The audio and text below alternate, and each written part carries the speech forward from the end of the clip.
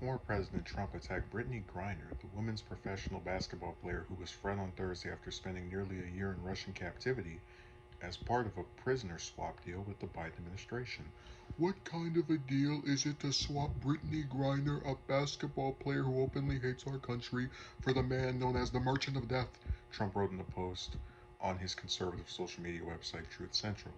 The former president suggested Paul Whelan should have been Fred instead of Griner. Whelan is a former Marine with citizenship in foreign nations, including the U.S., who was arrested in Russia in 2008 on espionage charges, convicted in 2020, receiving a 16-year prison sentence.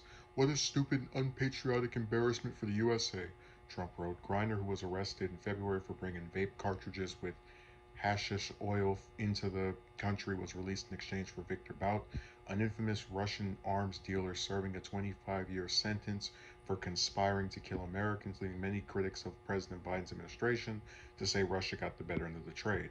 Trump has a history of attacking professional athletes who are outspoken on issues of racial justice, equality, and police brutality. He made attacking former NFL quarterback Colin Kaepernick a hallmark at his campaign rallies when he first ran for president.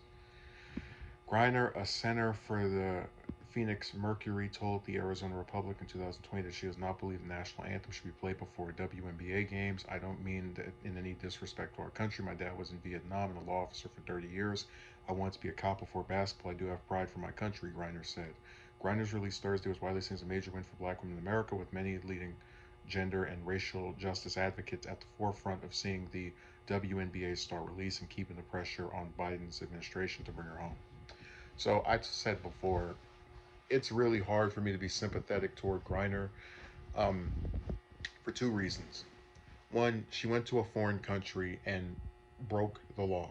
Seemingly, people are going to say, oh, maybe she didn't know, but whenever you travel to another region, another part of the world, I think it's very basic and obvious that you should look up what their rules are.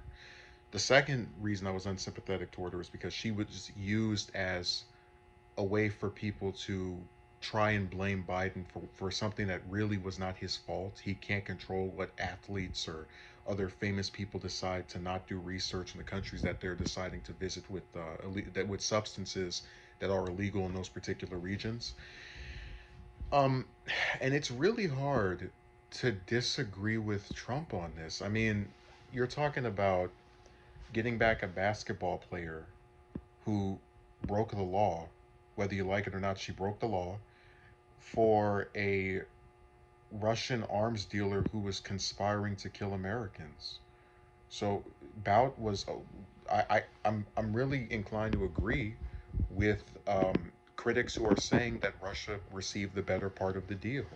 They got someone back who was supposed to be serving a 25 years, a quarter century prison sentence after trying to kill Americans, such as the one in this video, and we got in return a basketball player.